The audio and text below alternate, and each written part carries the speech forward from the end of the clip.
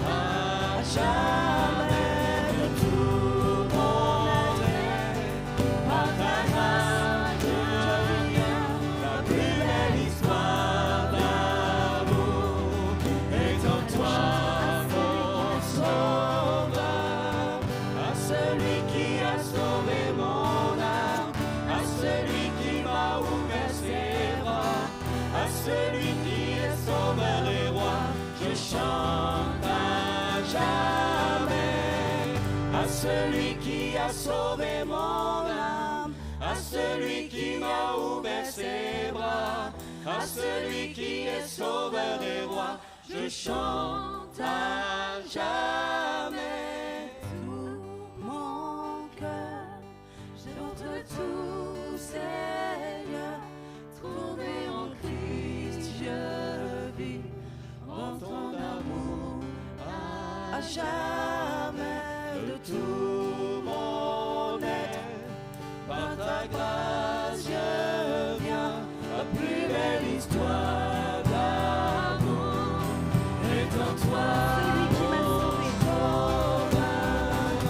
Celui qui a sauvé mon âme, à celui qui m'a ouvert ses bras, à celui qui est sauveur et roi, je chante à jamais.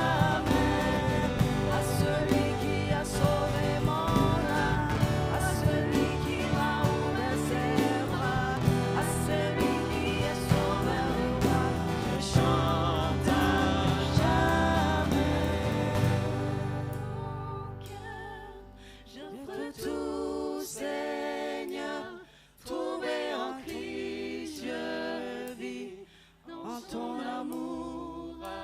à jamais de tout mon être.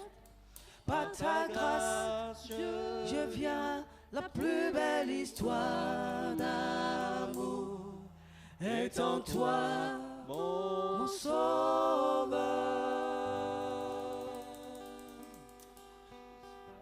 Alléluia. On lui apporter nos vies ce matin avant d'être attentifs à la parole de Dieu. On va chanter ce vieux chant. Dit tel que je suis. Alléluia. Sans rien à moi. Dieu de Dieu, je viens. Alléluia.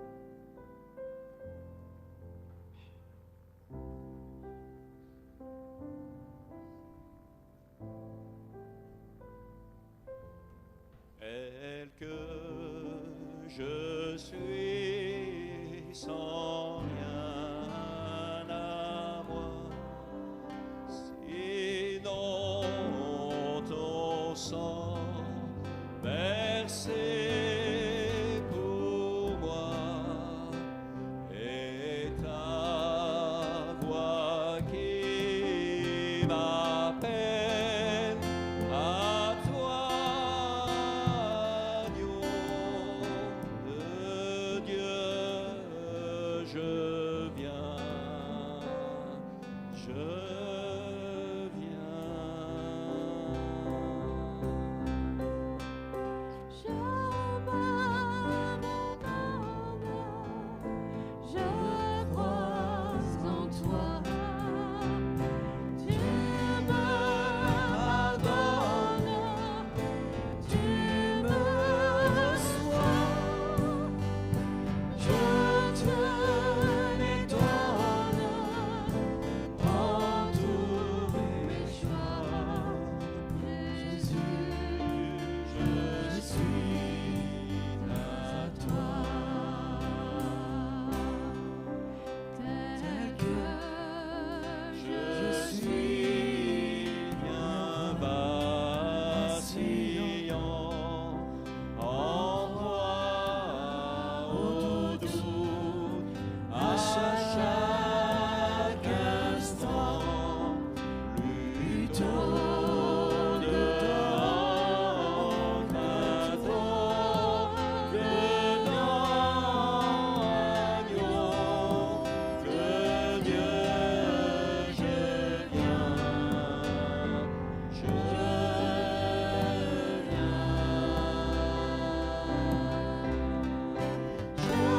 m'abandonne, je crois en toi.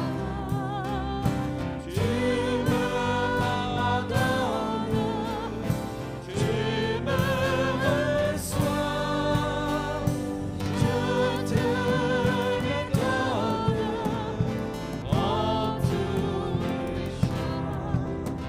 Jésus, je suis à toi, tel que je suis, ton cœur est prêt à prendre le bien tel qu'il est pour tout changer, sauveur, parfait, agneau de Dieu, je viens, je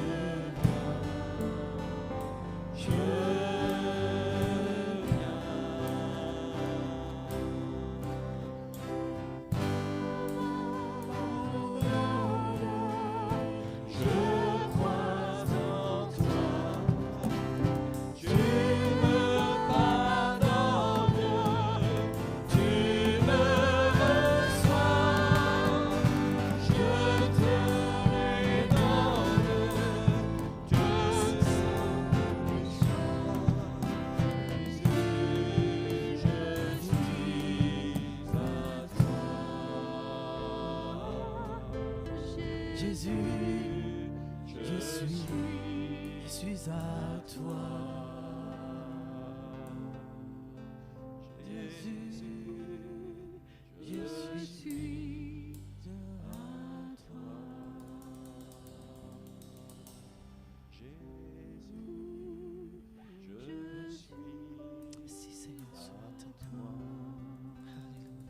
belle déclaration, mes frères et sœurs. Amen. On va laisser toute la place à notre frère, que le Seigneur le bénisse richement. Amen.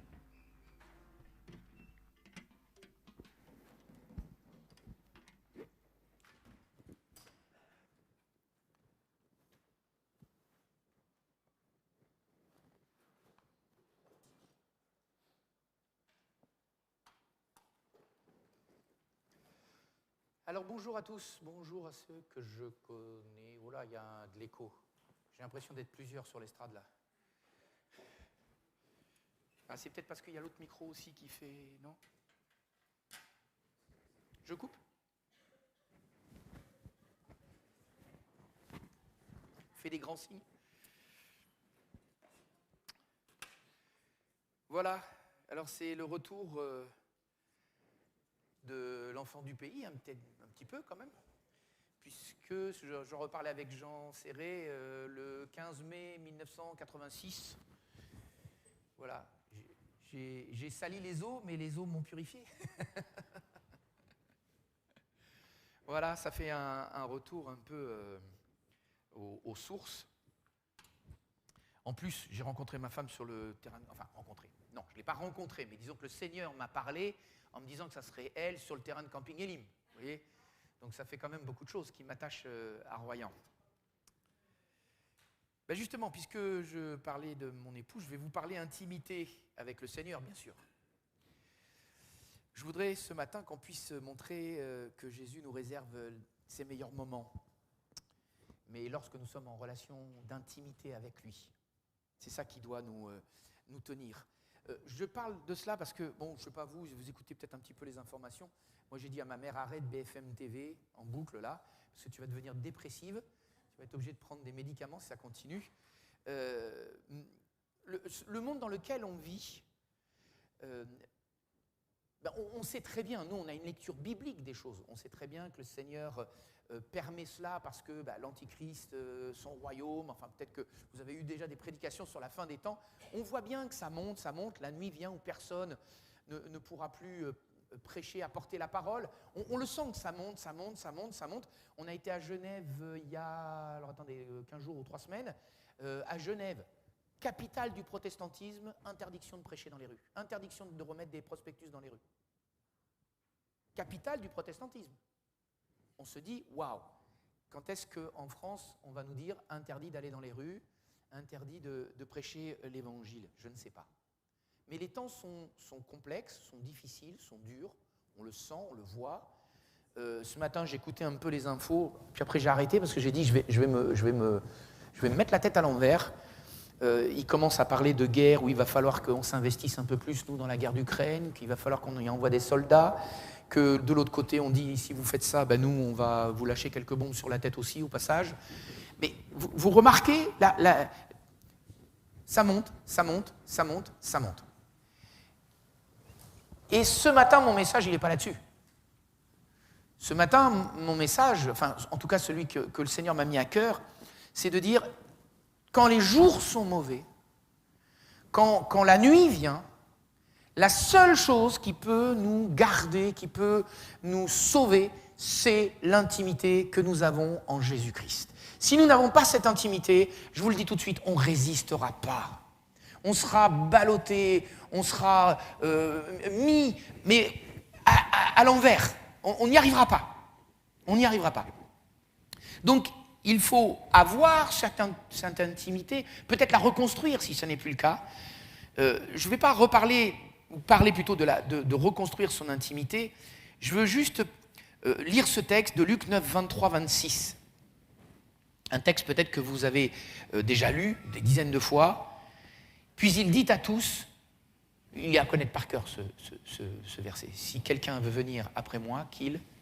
C'est pas juste le verbe qui est intéressant, c'est le verbe renoncer à soi-même qui est intéressant à retenir ici. C'est-à-dire ne pas se mettre sur le trône de Dieu dans notre cœur. J'aime beaucoup cette parole de Paul qui dit « Ce n'est plus moi qui vis, c'est Christ qui vit en moi ». Lui, il avait compris une chose, c'est que Dieu devait trôner sur son cœur, quelles que soient les circonstances et les difficultés. Et il en a eu des circonstances et des difficultés. Relisez vos Bibles, vous allez voir combien de fois qu'il fait naufrage, combien de fois l'a-t-on battu de verge, combien de fois on l'a même laissé mort, d'apôtres de coussinets, comme disait Wilkerson. Les apôtres, les prophètes de coussinets, vous savez, ce sont ceux qui vous annoncent toujours que tout va bien. Ils vous brossent en fait dans le sens du poil jusqu'à temps que vous dormiez. Paul avait un message percutant parce que sa vie était percutante. Et quand on voit un petit peu comment il vivait, comment il était attaché au Seigneur et comment le Seigneur était attaché à ses pas, parce que c'est réciproque ces choses-là, eh bien on s'aperçoit qu'il y avait un salaire au renoncement de Paul. Il y avait un salaire que Dieu lui donnait déjà dans les faits. Alors vous allez me dire, mais s'il y avait un salaire, alors pourquoi il ne lui a pas empêché de vivre toutes ces choses-là? Mais parce que ça fait partie du service. Mes frères et sœurs, tant qu'on n'intégrera pas, je répète, tant qu'on n'intégrera pas que servir le Seigneur nécessite l'épreuve, on n'a rien compris à la vie chrétienne.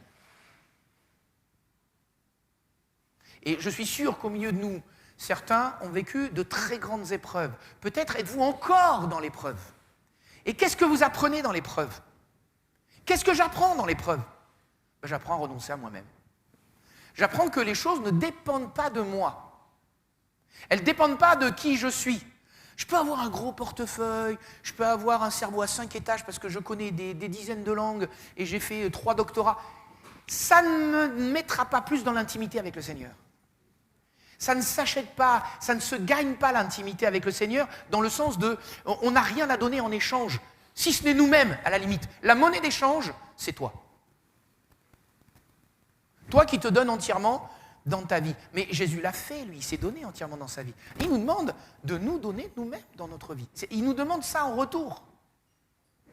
Il nous demande de renoncer. Hébreux 12, 14 me dit « Recherchez la paix avec tous et la sanctification sans laquelle personne ne verra le Seigneur. » La sanctification, des fois on a des idées préconçues, vous savez. La sanctification, on a l'impression que c'est se faire du mal. Ça, c'est la vision catholique qui reste un petit peu, qui navigue un peu dans nos églises encore, parce qu'on vient du catholicisme pour certains d'entre nous. Donc, on a l'impression que la sanctification, c'est se faire mal. Mais tu pourras faire 10 000 fois l'aller-retour Lourdes à genoux, tu ne seras pas plus sauvé. Et Dieu ne t'aimera pas plus, puisqu'il t'aime. C'est un absolu chez lui. Par contre, c'est vrai que le Seigneur attend de toi que tu te donnes, comme Jésus-Christ, entièrement dans ta vie. Que tu lui abandonnes ta vie, que tu lui abandonnes ce que tu es, tes biens. Allez, chaque fois je le dis, est-ce que tu es prêt à abandonner ta maison? Est-ce que tu es prêt à abandonner, je ne sais pas, ta voiture? Jusque-là, on se dit, ouais, allez, ok, Seigneur. Est-ce que tu es prêt à abandonner tes enfants? Ton père, ta mère, ceux qui te sont vraiment très très proches, dans l'intime. Parce que, en fait, si on réfléchit bien, rien ne nous appartient. Tout vient de Dieu. Tout vient de Dieu. Et quand le Seigneur nous dit de renoncer à nous-mêmes, il dit aussi de renoncer à ce que je crois posséder. Ce qui est une illusion. Je crois posséder, mais en fait, je ne possède rien. Tout est au Seigneur. Tout vient de Dieu et tout retourne à lui. Je sens là que ça tricote dans les méninges, là, et que vous êtes en train de vous dire, mais...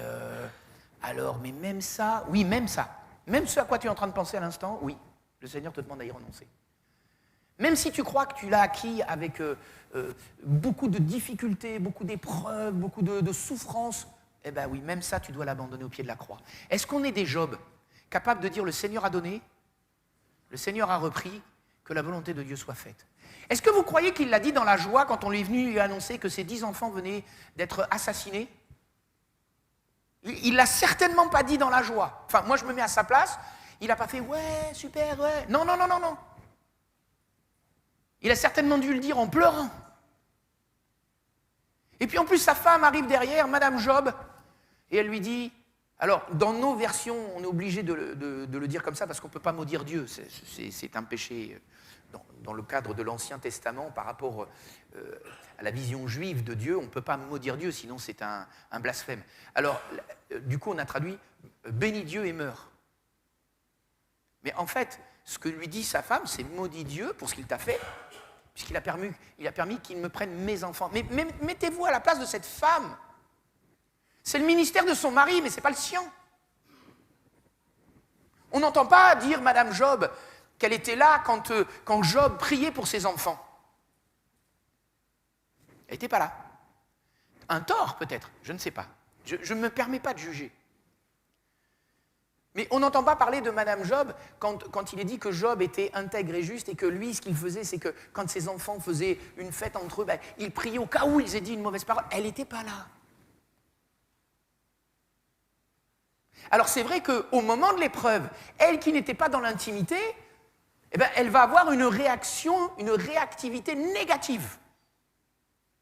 Alors vous allez me dire, ouais, attends, lis ton livre de Job et tu verras qu'après, il n'a pas été très positif, Job non plus.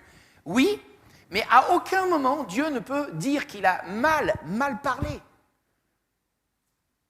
Il était mal dans sa peau, ok, et ça peut tous nous arriver.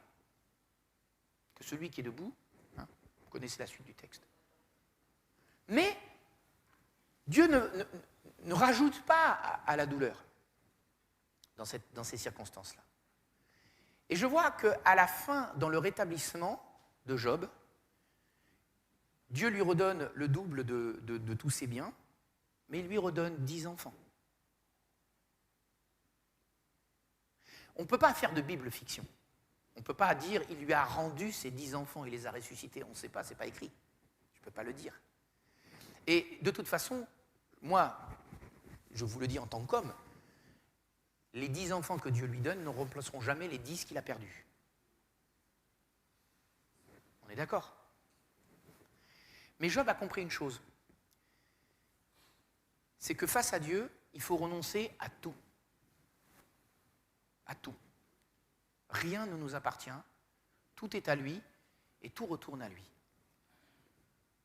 Que servirait-il à un homme de gagner le monde si c'était pour perdre son âme ? Je crois que des fois, dans nos pays riches, il faut aussi qu'on remette un peu les choses en perspective. Seigneur, après toutes les réunions de prière que j'ai faites, quand même tu pourrais me bénir. T'as vu jouer ça où ? C'est écrit où dans ta Bible ça ? Alors, je ne sais pas si vous connaissez cette histoire. Alors je ne sais pas si elle est vraie, si elle n'est pas vraie, mais elle est parlante. Un pasteur a fait un jour ce rêve, il était là, il était au ciel, et puis il y avait tout un tas de couronnes dans le ciel. Et là, lui, il a fait cette réflexion, il s'est dit, mais après tout ce que j'ai souffert avec l'Église, après tout ce qu'ils m'en ont fait baver les chrétiens, alors vraiment, la plus grosse, il y avait une énorme couronne au milieu, la plus grosse couronne, elle est pour moi. Ah ouais, après tout ce que j'en ai bavé, cette couronne, elle m'appartient. Et là, il arrive une sœur âgée de l'église qui arrive à côté de lui. Elle dit, ah Seigneur, elle est là, elle aussi, c'est bien, je suis sûr que tu vas lui donner une belle couronne. Et là, d'un seul coup, les couronnes se lèvent et vont se poser sur les têtes de tous ceux qui sont là. Et lui, il voit la grosse couronne, alors il essaye de mettre la tête en dessous, mais la grosse couronne, elle va sur la sœur. Et lui, il a une petite couronne. Il dit, mais Seigneur, après tout ce que j'ai bavé, la grande couronne, tu la donnes à elle et pas à moi. Il dit, oui, mais pendant que toi tu souffrais, elle priait. Les critères de Dieu, alors moi c'est ce que j'en déduis de ça, parce que je ne peux pas croire que là-haut dans le ciel il y ait de l'injustice. Par contre, ce que je peux retirer de cette petite histoire, c'est que, quelque part, nos pensées ne sont pas celles de Dieu. Vous savez, dans le fameux texte d'Un Corinthiens 3, où on accumule l'or, l'argent, les pierres précieuses, mais aussi le bois, le foin, le chaume, et que tout ça, au moment du tribunal de Christ, ça passe au travers du feu, et on sait très bien ce qu'il arrive du bois, du foin et du chaume quand ça passe au travers du feu, ça brûle, il ne reste plus rien, il reste de la cendre. Alors que l'or, l'argent, les pierres précieuses, ça s'améliore au travers du feu. On comprend bien ce qui nous est dit ici. Et je me dis, mais parfois, on accumule tellement de bois, de foin, de chaume, croyant accumuler de l'or, de l'argent et des pierres précieuses. Je vais aller même plus loin. Même si tu crois que c'est du bois précieux que tu accumules, ça reste que du bois. Ce que le Seigneur veut te voir acquérir et acheter de lui, dit Apocalypse chapitre 3, c'est que tu acquiers de lui de l'or éprouvé par le feu. Il y a quelque chose, il y a un trésor que le Seigneur veut nous voir acquérir, qui doit s'acquérir dans certaines dans certains comportements, dans certaines manières de penser les choses. Dieu n'est le débiteur de personne.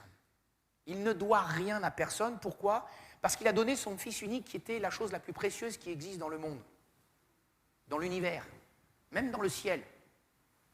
C'était la chose la plus précieuse que Dieu pouvait donner et il l'a donnée pour toi, pour moi. Est-ce que je le méritais? Est-ce que tu le méritais? Non, on est tous d'accord là-dessus. Personne ne le méritait, mais il l'a fait quand même. Et donc, tu viendrais dire à Dieu, mais Dieu, tu me dois. Alors c'est vrai que je suis comme vous, je lis ma Bible, mettez-moi à l'épreuve et vous verrez si je n'ouvre pas pour vous les écluses du ciel. Ok, moi aussi j'ai lu Malachie. Mais est-ce que vous croyez que si vous dites au Seigneur, maintenant Seigneur tu me donnes parce que tu me le dois, j'ai tellement bavé pour toi que maintenant tu me dois, vous croyez que Dieu répond à cette prière? Par contre, il peut te dire, oui, attends, tu vas encore en baver un petit peu plus. On va augmenter la dose et après tu pourras dire... Les voies du Seigneur, me dit la Bible, sont impénétrables. Ça veut dire quoi? Ça veut dire que vraiment, je ne peux pas savoir ce que Dieu a envie de moi aujourd'hui. Des fois, dans le bureau, vous savez, dans le bureau du pasteur, des fois, on reçoit des gens qui... voilà. Là, récemment, il y a une sœur, je l'ai reçue, et elle était vraiment dans un désarroi. Elle en bave depuis des dizaines d'années, elle ne sait pas pourquoi. Et elle dit, mais ça va s'arrêter quand? Et elle vient me voir parce qu'elle est en train de vouloir se marier. Mais je lui dis, c'est aujourd'hui que ça s'arrête. Tu veux te marier, le Seigneur te donne un merveilleux époux, mais voilà, ça y est, c'est bon. Oui, mais... Et alors là, d'un seul coup, alors qu'elle n'était pas venue pour ça, elle me parle de son passé. Et je me dis, voilà, je comprends pourquoi. Vous savez, des fois, il ne suffit pas grand-chose. Je comprends pourquoi. C'est-à-dire qu'en fait, quelque part, tout ce qui lui est arrivé jusqu'à maintenant, elle en voulait à Dieu. Elle en voulait à Dieu de lui avoir fait vivre toutes ces épreuves, toutes ces difficultés, et ce qu'on lui a fait vivre dans sa jeunesse, qui était quelque chose, abus, etc., qui était quelque chose d'horrible. Alors évidemment, elle m'a dit, mais frère, j'ai pardonné. Oui, elle a peut-être pardonné à la personne qui lui a fait du mal, mais elle n'a pas demandé pardon à Dieu d'avoir eu les pensées. Et vous comprenez que pour que l'épreuve s'arrête, c'est toujours ce que je dis aux frères et aux sœurs de New York. Vous voulez que l'épreuve s'arrête? Apprenez la leçon. Comprenez la leçon, apprenez la leçon. Et vous verrez, ça s'arrêtera. C'était mon constat. À chaque fois que quelqu'un me disait « Ah, mais en fait, ça y est, j'ai compris », boum, il n'y avait plus l'épreuve.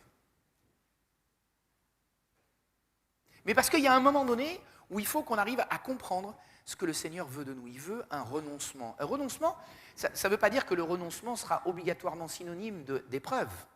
Alors, non, je me reprends.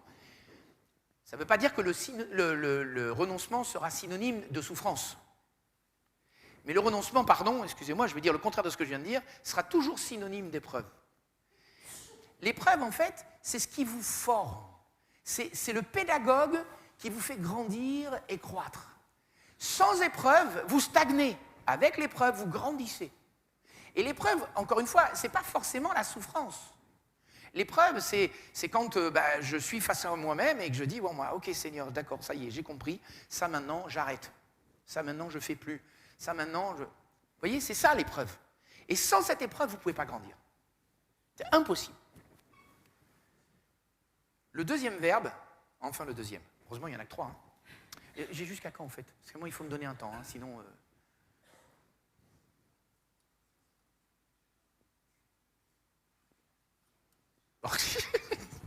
Tu prends un risque mon frère. D'accord, tu me fais un signe comme ça, voilà. Le deuxième verbe c'est se charger. Se charger. Alors vous avez remarqué que c'est un verbe qui... Dans ce que nous venons, avec un pronom relatif, se charger. On va refaire un peu de grammaire. C'est charger sur soi.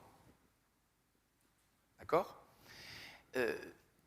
En fait, ce que le Seigneur veut, c'est que systématiquement, nous nous re-responsabilisions. C'est-à-dire que nous reprenions systématiquement la croix.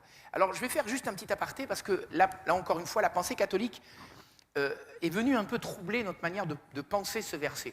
La pensée catholique, c'est dire « Ah, t'as un fils qui se drogue, ah ben c'est ta croix ». Ce n'est pas du tout ce que le Seigneur veut dire quand il parle de cette croix-là. Celui qui doit se charger chaque jour de sa croix, c'est celui qui doit mourir à lui-même. La croix, c'est un instrument de mort. Et le Seigneur nous parle de la mort à nous-mêmes. La mort à soi-même, c'est jamais simple. Ah, non, jamais. On pourrait le rattacher à renoncer. Mais là, ce n'est pas uniquement une question de renoncement, c'est une question de prendre sur soi, de se charger soi-même, peut-être de quelque chose qui nous dépasse. Et j'ai dit peut-être et j'enlève le peut-être. Parce que dans les choses de Dieu, ça nous dépasse systématiquement. C'est comme ça. Les choses de Dieu ne sont pas accessibles à la chair. Les choses de Dieu, elles sont accessibles à l'homme spirituel, à la femme spirituelle. Et pour y accéder, Galates 5.1 me dit, c'est pour la liberté que Christ nous a affranchis, demeurez donc fermes et ne vous laissez pas mettre de nouveau sous le joug de la servitude. Avec les ados, vous savez, à chaque fois, quand je me suis occupé des ados pendant des dizaines d'années, et à chaque fois, j'avais la même question. Alors ça revenait systématiquement. Si je me convertis, je vais perdre mes copains, je ne vais plus pouvoir aller faire ci, je ne vais plus pouvoir aller faire ça, etc., etc. Ils pensaient en termes de frustration, en fait. Et à chaque fois, bon, alors au bout d'un moment, on a la réponse qui est toute prête. Hein. Je leur disais, non, tu ne perdras pas tes amis. Tu perdras tes connaissances qui ne te suivront pas. Oui, ok, mais tes amis, tu ne les perdras pas. Les vrais. Ceux qui te respectent. Ceux qui ne sont pas là pour se servir de toi, mais ceux qui sont là avec toi, pour grandir avec toi, en fait. Ceux-là, tu ne les perds jamais, ceux-là. Pourquoi? Parce que quand ils ont besoin de toi, tu es là, et quand toi, tu as besoin d'eux, ils sont là. Ça, c'est les vrais amis. Les autres, quand on les perd des sangsues. Ni plus ni moins. Et ce n'est pas là le problème.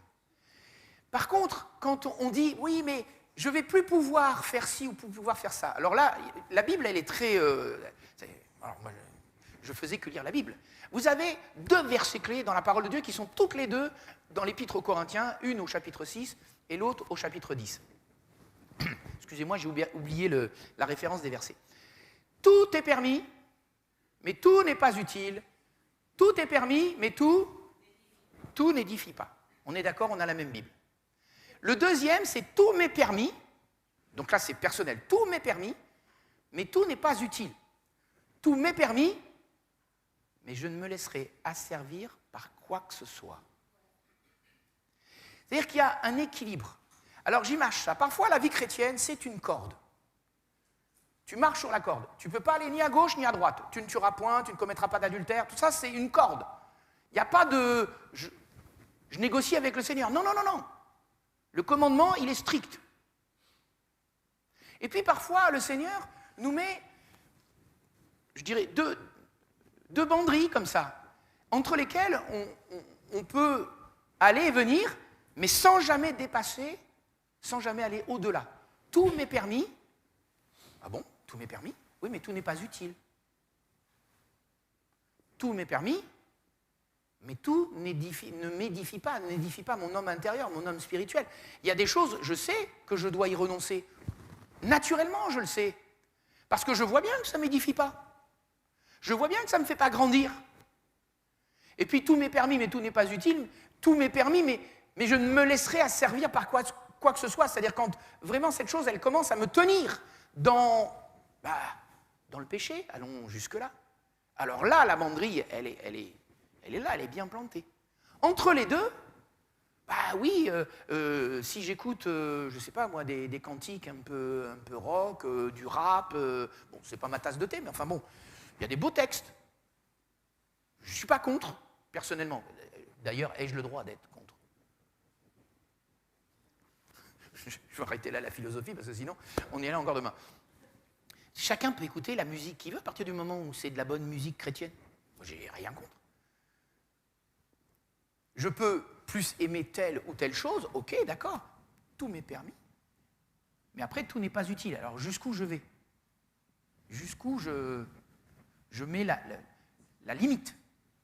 Il y a des situations où, est-ce que je lis ma Bible le matin, le midi, le soir? Ben, c'est mieux si tu la lis le matin, le midi et le soir. Ça, ok, d'accord. Mais voilà, il y a des limites dans ce que le Seigneur te donne où tu as une certaine liberté. Après, tout m'est permis, mais tout n'est pas utile. Donc, il y a des moments où je vais dire, ben, ça ne m'est pas utile, donc là, je m'arrête là. Et c'est à chacun de se mettre devant le Seigneur, d'avoir cette intimité avec le Seigneur pour que le Seigneur parle, réponde. Vous savez, je m'aperçois qu'on a tellement, dans notre petit cerveau, il y a tellement de choses qui se passent que parfois on passe à côté de ce que le Seigneur a envie de nous dire, de ce que le Seigneur veut nous transmettre. Alors, je vous raconte un témoignage qui s'est passé à l'église il n'y a pas longtemps. C'est une sœur qui m'a demandé de rendre témoignage un dimanche matin. Elle me dit, vraiment, il faut que je glorifie le Seigneur au travers de ce qui s'est passé. Bon, ok, d'accord. Alors, vous savez, nous, les pasteurs, on a toujours une petite tremblote quand quelqu'un nous dit, je veux rendre témoignage le dimanche matin. Parce que, bon, alors je connais la sœur, je sais qu'elle est sérieuse, il n'y a pas de souci, mais il y a toujours une question de timing, voilà, etc., etc. Donc, je lui dis, ok, d'accord, mais... d'accord ? Cadre. Ne raconte pas ta vie d'il y a 15 ans, va directement à l'essentiel. Alors, elle l'a très bien fait d'ailleurs. Son problème, c'est qu'elle souffrait de fibromyalgie. La fibromyalgie, alors, je suis désolé, mais c'est vrai que c'est une maladie psychosomatique. Ça ne veut pas dire que ce n'est pas une maladie, hein. Ça veut dire que c'est une maladie psychosomatique. C'est-à-dire qu'elle est très dépendante du psychologique. Elle est très interdépendante avec notre manière de penser, notre manière voilà, d'être. Ça ne veut pas dire, encore une fois, que ce n'est pas une maladie. L'ulcère duodénal est souvent psychosomatique, il y a des gens qui en meurent. Donc on ne peut pas nier la gravité de certaines maladies psychosomatiques, ok. Donc, elle avait vécu avec cette fibromyalgie pendant des années. Et puis, il y a eu un moment donné où elle a été faire un séminaire, et puis dans ce séminaire-là, on parlait beaucoup de l'intimité, de l'identité, de l'intimité avec le Seigneur, etc.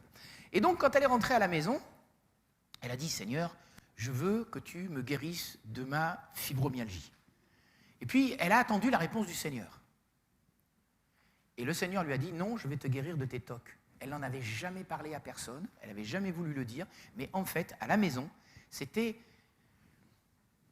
très complexe, très très difficile. C'est-à-dire que sa famille vivait quelque chose de difficile. Dès qu'elle voyait une tâche, bah ça y est, il fallait nettoyer toute la cuisine, quoi. Donc ça prenait des proportions assez complexes à gérer. Ça mettait son mari en porte-à-faux avec le Seigneur, parce que lui, il ne comprenait pas que sa femme soit toujours comme ça, alors que... Et puis, les enfants, eux, ils voyaient ça, donc il y avait une certaine rébellion chez les enfants. Enfin, bon, bref, c'était un gros packaging, cette affaire. Et à un moment donné, le Seigneur lui a dit, non, je vais te guérir de tes tocs. Alors, il dit, ok, Seigneur, merci, alors tu me guéris de mes tocs. Alléluia. Du jour au lendemain, plus de tocs. Du jour au lendemain. Guéri définitivement de ses tocs. Et, alors je ne sais plus combien de temps, un matin ou deux après, elle se lève et dit, mais j'ai plus mal. En fait, le chemin du Seigneur passait par une guérison alpha pour avoir la guérison bêta. Le problème, c'est que nous, on focalise. On dit, mon problème, il est là. Mais en fait, non, le problème, il est parfois ailleurs. Je ne vais pas systématiser, parce que ce n'est pas le lieu, mais pose-toi vraiment la question. Pose-toi vraiment la question. Là où tu en es aujourd'hui, demande-toi si ton problème, il est vraiment là où tu le crois. Et demande au Seigneur de te montrer s'il n'est pas ailleurs, à un autre endroit. Un problème non réglé. Un problème que tu n'as pas pris en compte. Que tu as peut-être même oublié. Et que le Seigneur veut faire remonter à la surface pour que tu saches réellement ce pourquoi tu souffres. Ce pourquoi tu ne vas pas bien. Et je ne parle pas forcément de souffrance physique, là. Je parle aussi de souffrance intérieure. Tu viens à l'église, personne ne sait comment tu es. Personne ne peut le savoir. Mais Dieu le sait. Et il sait comment, à l'intérieur, la problématique s'est mise en place, petit à petit. Mais il sait, lui aussi, le pourquoi, la base de ce qui te fait souffrir aujourd'hui. Le problème, c'est que si tu l'as oublié, il faut que tu laisses le Seigneur te rappeler ce que tu as oublié. Nous, on a une capacité avec notre cervelle, là, c'est que quand on vit quelque chose de traumatique, on l'oublie. On le coupe, on l'éradique. On ne sait pas pourquoi on est comme ça, on ne sait pas pourquoi on vit une certaine agressivité, pourquoi on a une certaine manière de se comporter, pourquoi. Parce qu'à la base, il y a quelque chose qui n'est pas réglé. Et il faut remonter à la surface, ces choses-là, afin que le Seigneur puisse les guérir. Souvent, je dis aux frères et aux sœurs, vous savez, vous pouvez aller voir un psychologue. Le problème du psychologue, c'est qu'il fera remonter à la surface un problème. Mais quand il aura fait remonter le problème à la surface, débrouille-toi. Maintenant que tu sais, débrouille-toi avec. Avec le Seigneur, oui, il fait remonter comme un bon psychologue qu'il est. Il nous connaît parfaitement. Il fait remonter la problématique à la surface. Et après, il dit, bon, maintenant, tous les deux, on va te guérir. Parce qu'il y a toujours une part personnelle. Bon, je m'arrête là. Dernier verbe, le suivre. C'est le chemin naturel pour le disciple, suivre le Seigneur. Mais vous remarquerez que parfois, on dit des choses. Luc 9, 61 et 62 me dit, un autre dit, je te suivrai Seigneur, mais permets-moi d'aller d'abord prendre congé de ceux de ma maison. Jésus lui répondit, quiconque met la main à la charrue et regarde en arrière n'est pas propre au royaume de Dieu. Ça m'est arrivé, mes frères et sœurs, de demander un break au Seigneur, dire, ouais, c'est bon. Là, Seigneur, il faut... Parce que je ne vais pas tenir. Ça vous est jamais arrivé, ça? Alors, je vous fais une prophétie, un jour, ça vous arrivera. Parce qu'on est ainsi fait, c'est qu'à un moment donné, on a envie de dire, écoute, Seigneur, c'est bon, quoi. Les coups, là, j'en peux plus. Ça vous est jamais arrivé en pleine nuit de dire, écoute Seigneur, si c'est pour vivre cette vie-là, tu me reprends.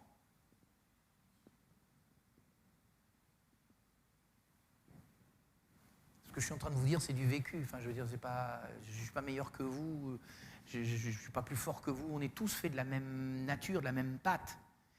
Et quand on en arrive là, on se dit, mais enfin Seigneur, qu'est-ce que je viens de dire? Je suis devenu fou, quoi. Mais non, c'est que à cet instant-là, si le Seigneur n'est pas avec toi, si tu n'es pas dans l'intimité avec Dieu, tu lâches la main du Seigneur. Tu la lâches. Tu n'auras pas la force de continuer.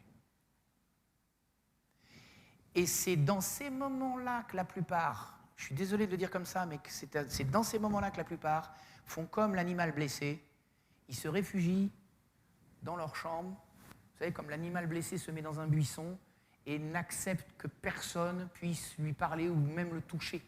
Et ce qui arrive à certains chrétiens, c'est qu'ils ne veulent même plus que le Seigneur leur parle. Ils ne veulent même plus que le Seigneur les touche. Et c'est dans ces moments-là, mon frère, ma sœur, qu'il faut que tu relèves la tête. C'est dans ces moments-là qu'il faut que tu prennes sur toi en disant « Pardon, Seigneur, je t'ai évincé de ma vie, j'aurais jamais dû faire ça. Jamais. » Alors, jusqu'où le Seigneur ira-t-il? La Bible me dit qu'il ne permettra pas que nous soyons tentés au-delà de nos forces. Mais il n'est pas dit, je suis désolé, ce n'est pas écrit, que l'épreuve sera interrompue pour que nous ne coulions pas. Ça, vous le trouverez écrit nulle part. Oui, on a la tentation de quitter la main du Seigneur et le diable appuiera vraiment là-dessus en disant « Mais oui, regarde, tu crois dans ton Dieu et regarde où tu en es aujourd'hui. Et tu l'aimes toujours, ton Seigneur. » Oui, le diable, alors je ne vais pas me faire l'avocat de cette créature, mais oui, le diable s'en servira pour vous faire lâcher la main du Seigneur. C'est dans ces moments-là qu'il faut dire « Mais il est écrit !» Comme le Seigneur, dans la tentation, il est écrit. Et c'est dans ces moments-là qu'il faut être fort, en disant « Arrière de moi, Satan, tes pensées ne sont pas celles de Dieu. »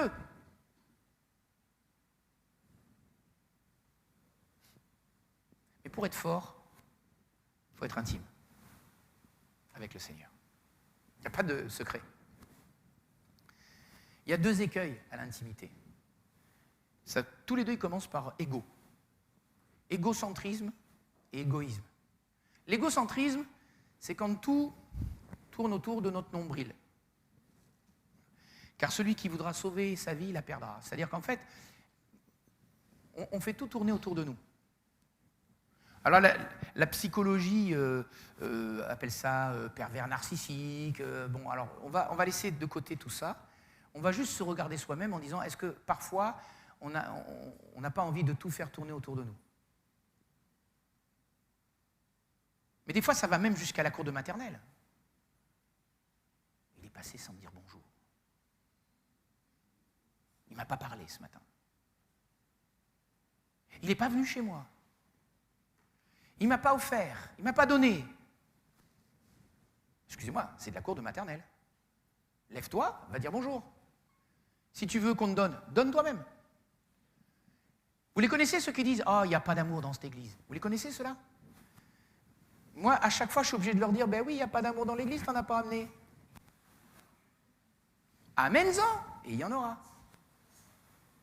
Vous savez, quand je me suis converti, moi, je suis fils unique, donc forcément, grande famille, d'un seul coup, on me disait, voilà, tout le monde est ton frère, tout le monde est ta sœur. Moi, j'avais envie d'embrasser tout le monde comme du bon pain. Et d'ailleurs, je le faisais. Et puis, un jour, je lis dans ma Bible, supportez-vous les uns les autres. Supportez-vous? Comment ça, supportez-vous? On est tous chrétiens, enfin. On s'aime tous. Pourquoi supportez-vous? Et après, j'ai appris qu'il y avait des chrétiens insupportables. Mais après. Vous savez, vous les connaissez, les chrétiens porc-épic? Vous les connaissez pas, ceux-là? Celui où vous arrivez, comment tu vas aujourd'hui? Pourquoi, ça te regarde? Ok. Porc-épic, il sort l'épine comme ça. Alors je prends cet exemple, et des fois c'est sur d'autres domaines. Mais tu as passé le balai là, et t'es de la police?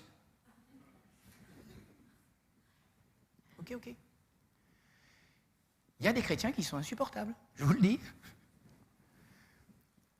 Bon, est-ce que tout doit tourner autour de nous? Non, tout doit tourner autour du Seigneur. C'est l'Église de Jésus-Christ. C'est ce que le Seigneur veut.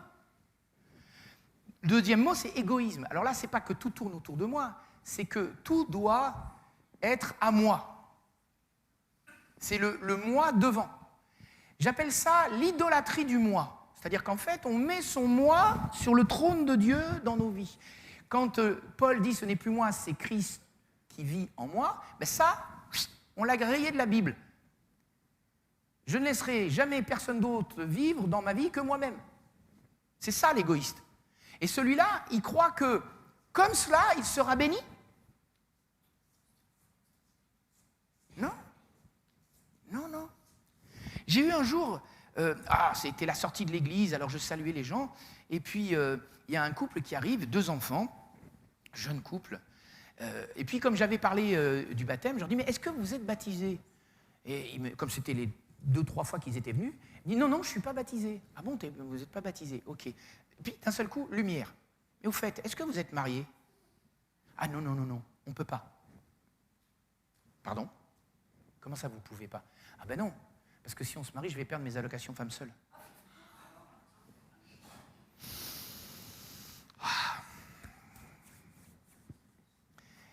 Alors je lui ai dit, écoute-moi bien, ma sœur. À partir d'aujourd'hui, je ne prie plus pour vous. Parce que moi, je ne peux pas prier pour quelqu'un qui ment, qui vole et qui vit dans la débauche. Soyons clairs. Ah, puisque c'est comme ça, on s'en va. Mais tu fais ce que tu veux. Mais il y a un moment donné, je vous ai dit, mais si tu passes au-delà, tu pratiques le péché. Et 1 Jean 3, je ne sais plus, je crois que c'est 9, dit que celui qui pratique le péché, il n'a jamais connu Dieu. Donc il y a un moment donné où je dois aussi, moi, me remettre en question. Je dois aussi savoir que Dieu doit vivre en moi, il doit être sur le trône de ma vie, c'est lui qui doit décider. Est-ce que vous priez quand vous achetez une maison, quand vous achetez une voiture? Est-ce que vous priez quand... D'abord, est-ce que vous priez quand vous mangez pour remercier le Seigneur? C'est pas un dû, hein? Il y a des pays, je vous dis, où on ne mange pas 3 fois par jour. Est-ce que vous le remerciez de vous lever le matin, d'ouvrir les yeux le matin? On en connaît des qui sont morts dans la nuit. On en connaît des qui vont à l'église et quand ils rentrent à la maison, c'est fini pour eux. Sam Maloney, alors je ne sais pas si vous connaissez Sam Maloney, je ne sais pas si vous en avez déjà entendu parler, c'est un frère, il est bon à connaître, ce frère. Il est plein d'humilité d'abord, j'aime beaucoup les frères qui sont remplis d'humilité, malgré, on pourrait dire, une certaine réussite dans son ministère. Et Sam Maloney, il nous disait que quand il baptisait les gens, là-haut dans le nord de l'Inde, là où il y a beaucoup de persécutions, il fait comme nous, pasteurs, on demande si on a abandonné le péché, si on a abandonné la vie passée, etc., etc. Mais lui, il rajoute une question. Et il demande au futur baptisé, parce qu'il est encore assis dans l'eau, quoi. Il lui dit, mais est-ce que tu es prêt à mourir pour le Seigneur? Si le frère ou la sœur fait, il hésite un peu, il le sort de l'eau et lui dit, écoute, je te baptiserai plus tard, réfléchis là-dessus. Pourquoi? Parce qu'il s'est aperçu qu'il y avait des gens qui disaient oui, et le soir même, ils étaient morts.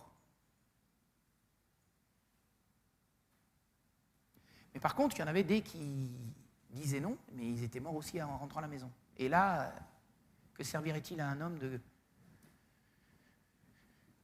sauver sa vie si c'était pour ne pas aller au paradis? Et des fois, il faut aussi qu'on pense que nous sommes dans un pays qui est encore, jusqu'à quand je ne sais pas, mais qui est encore privilégié. On a le droit de se réunir le dimanche matin, on a de la lumière, on a de la clim, on a du chauffage. C'est bien, ok. On n'a pas la police qui nous attend à la sortie pour nous demander nos papiers, voire même nous mettre en prison, ou voire même mettre en prison votre pasteur parce qu'il a osé dire quelque chose qui n'était pas permis. Des fois, je dis aux frères et aux sœurs à l'église, je leur dis, écoutez, amenez-moi des mandarines, j'aime pas les oranges, mais je ne suis pas d'accord avec telle ou telle loi. Enfin bon, voilà, j'ai le droit de ne pas être d'accord, je le dis. Mais je sais que je n'ai pas le droit de le dire. Aujourd'hui, c'est comme ça, on n'a pas le droit de dire qu'on est contre certaines choses. Alors, je ne veux pas vous attirer dans le nu, donc je ne dirai pas lesquelles, surtout si c'est enregistré. Mais, et alors, ce n'est plus moi qui vis, c'est Christ qui vit en moi. Oui, on va conclure, rassurez-vous. On va arriver à la question primordiale, qu'est-ce que vivre dans l'intimité avec Christ? C'est une question, que veut dire en fait le mot intimité? Alors, bon, ok, je vais vous faire un peu de latin, je ne vais pas faire mon latiniste distingué, mais c'est assez intéressant. Le mot latin, donc intimité, c'est le mot intimus. Et en fait, c'est le superlatif d'intus. Et intus, ça veut dire dedans. Donc c'est le plus dedans, intimus. Le plus dedans. Ce que je tire de ça, c'est qu'on a deux façons de voir l'intimité.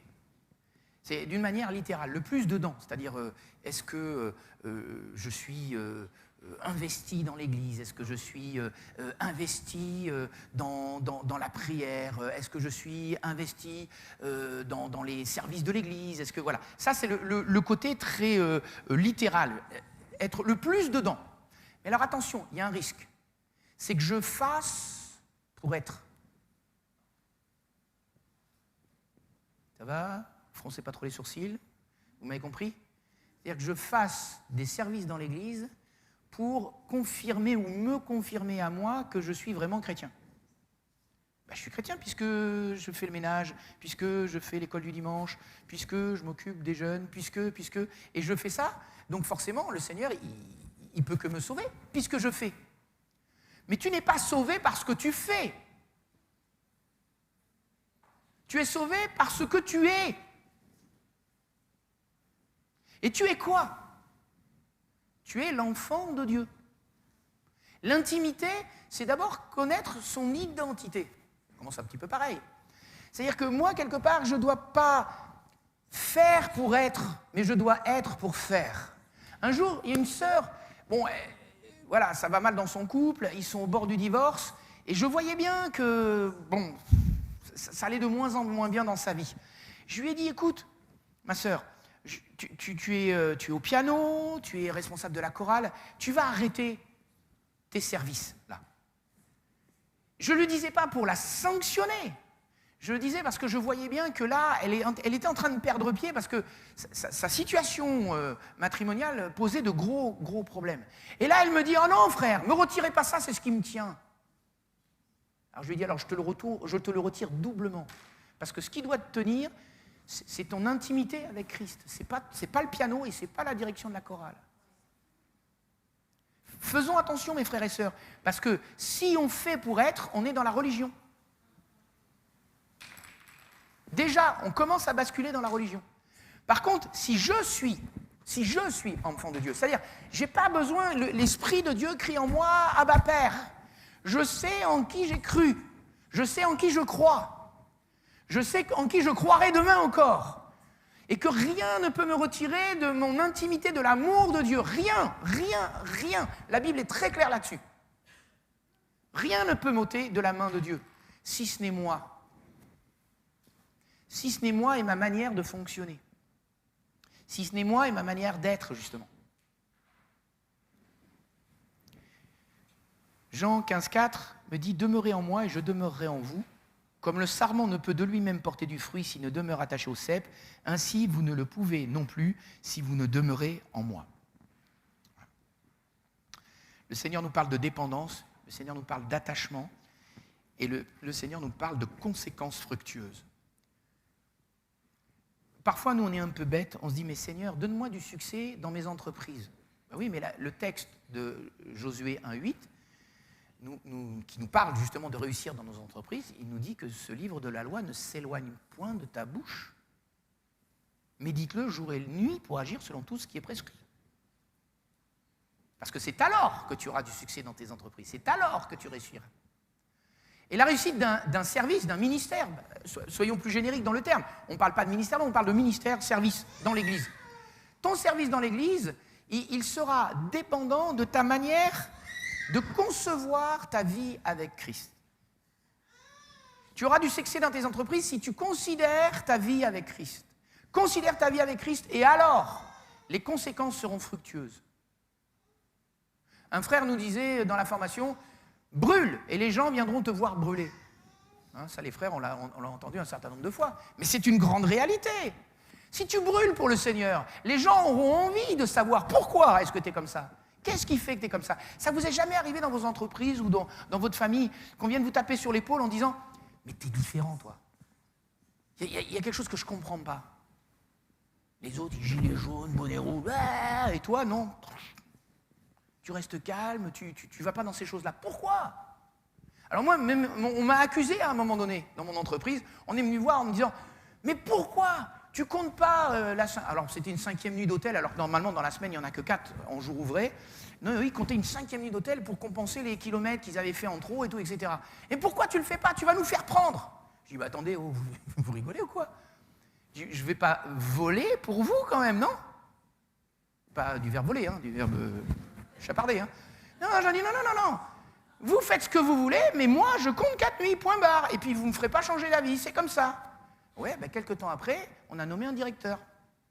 Première chose qu'il a fait, il a épluché les notes de frais.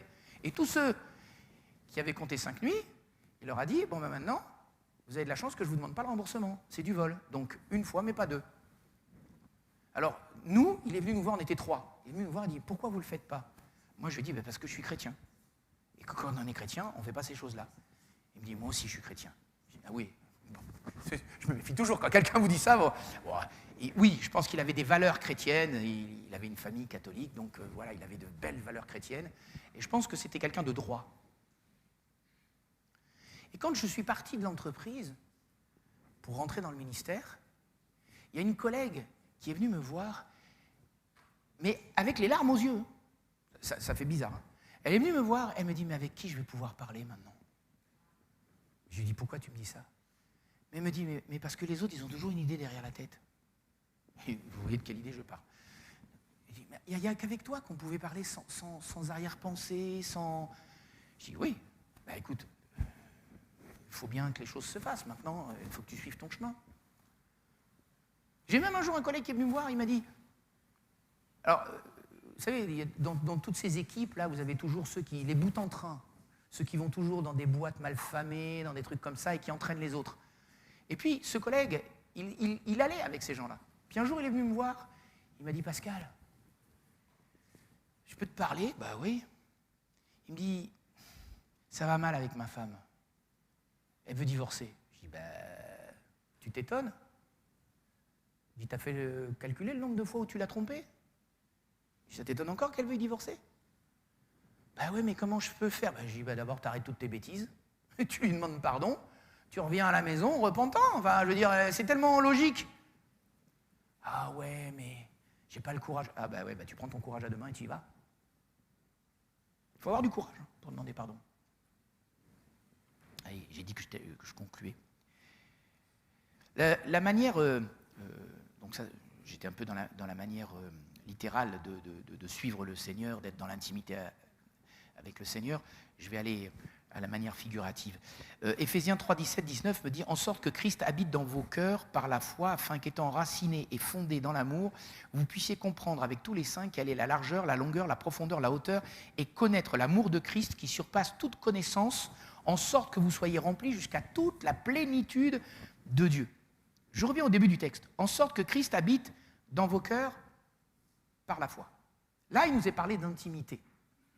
Quand Christ habite dans nos cœurs par la foi. C'est-à-dire, en fait, nos pensées sont attirées et centrées sur lui. Et il le dit d'ailleurs, afin qu'étant enraciné et fondé. Quand j'ai Christ en moi, mes racines plongent en lui. Elles plongent dans sa vie. Elles plongent dans ses sentiments. Et je retire ça de lui. Et quand je retire ça de lui, je le vis. Alors je ne le vis pas forcément le claironnant sur les toits, c'est pas du tout ça. Je le vis parce que ma vie doit transcrire la pensée de Dieu, la pensée de Christ. La hauteur, la largeur, la profondeur, j'en oublie toujours une. Largeur, longueur, profondeur, hauteur. Voilà. Mais alors là, ça serait l'objet d'une autre prédication, chaque dimension a sa réalité spirituelle.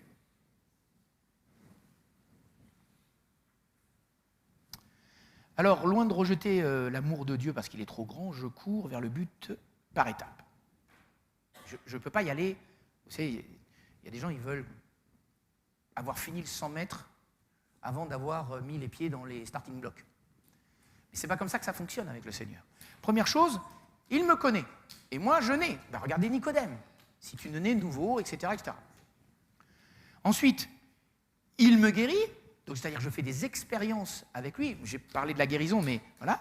Et puis, là, je commence à le connaître spirituellement. Je connais ce Dieu qui me veut du bien, en fait, en quelque sorte. Qui me bénit d'une manière ou d'une autre. Et puis ensuite, il me parle. Et là, je commence à le connaître plus en détail. Parce que quand il me parle, il me dit les choses qu'il doit me dire pour que je vive. Et puis la dernière étape, il me corrige et je le connais par son nom. Alors, à chaque fois, il y a des versets. Si vous voulez, je vous les donnerai. Il y a une dernière étape, celle-là. C'est la plus, je dirais la plus valorisante. C'est « il me reconnaît et je vis en lui ». Vous savez, quand le Seigneur nous parle au travers d'un don spirituel et qu'il nous appelle, on a l'impression qu'il va dire notre prénom, quoi. C'est arrivé à des frères et des sœurs que le Seigneur les interpelle dans un don spirituel par leur prénom. Ou par quelque chose de très, très, très précis. Quelque chose qui s'est passé. Alors, on aime tous quand le Seigneur est capable de nous dire dans une parole de connaissance, voilà, il s'est passé ça, ça, ça. Waouh, on se sent comme le papillon cloué sur le, vous savez, dans le petit encadrement, là. Hein, oh bon, on espère que la suite va être bonne. Alors, des fois, elle est bonne, des fois, elle est moins bonne. Mais il faut que j'accepte d'être corrigé par lui. Peut-être tant qu'il me corrige, c'est qu'il m'aime. C'est qu'il est avec moi. Je ne devrais pas dire qu'il m'aime, il m'aime toujours, mais qu'il soit toujours avec moi.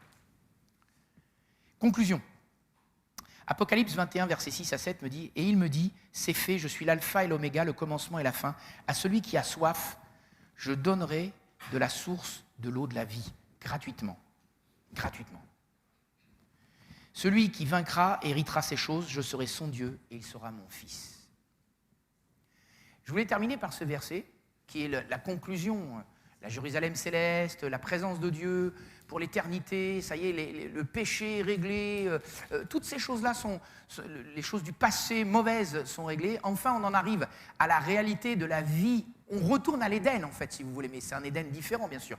Mais on retourne à l'Éden, dans la présence de Dieu. Dieu est là, Dieu est au milieu de nous. Et là, on se dit, ouf, enfin, je suis arrivé. Bon, ça, c'est Apocalypse 21. Mais je peux déjà, dès maintenant, dire, Seigneur, je suis arrivé. Quelque part, je suis arrivé. Je sais que quand j'ai rencontré le Seigneur, je suis arrivé. Je sais qu'il va y avoir des choses qui vont se passer dans ma vie encore et encore et encore pour que j'arrive à la stature parfaite de Christ. À Dieu ne plaise. Mais je peux déjà goûter les arts du ciel de gloire de la Jérusalem céleste. Déjà, dès maintenant. Mais ça, c'est dans l'intimité avec Dieu que je les connais. Quand le Seigneur me transporte, quand je suis à son service.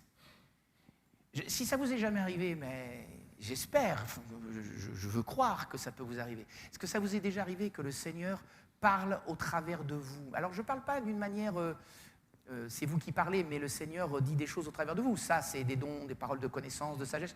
Non, c'est que le Seigneur utilise votre bouche et c'est ces mots qui sortent à lui. Ça vous est jamais arrivé? Je peux terminer par ce petit témoignage. Ma femme l'a entendu 10 000 fois, mais on était à Bordeaux, on faisait de l'évangélisation dans la rue, et on faisait un sondage sur Dieu. À un moment, arrive une dame, une soixantaine d'années, avec un landau, il y a un bébé dedans. Puis je lui dis, je fais un sondage sur Dieu. Et la femme, elle me dit, ne me parlez pas de Dieu. Dieu, il m'a pris mon mari et ma belle-fille. Alors, ne me parlez pas de Dieu. Mais avec un ton...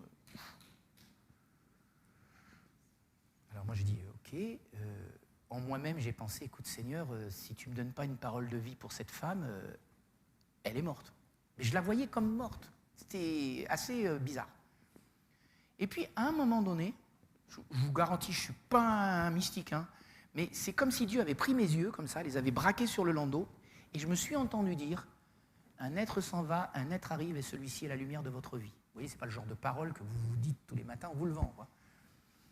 Et là, la femme, elle s'est redressée, elle a fait un bond en arrière comme ça. Elle m'a dit, mais vous êtes qui, vous? Alors, j'ai dit, personne, juste quelqu'un qui veut vous parler du Seigneur. Elle me dit, mais comment vous savez que cet enfant, je l'appelle la lumière de ma vie? Alors j'ai compris ce qui s'était passé. Je lui ai dit, en fait, c'est pas moi qui vous ai parlé, c'est le Seigneur qui vous a parlé. Elle me dit, vous êtes un ange?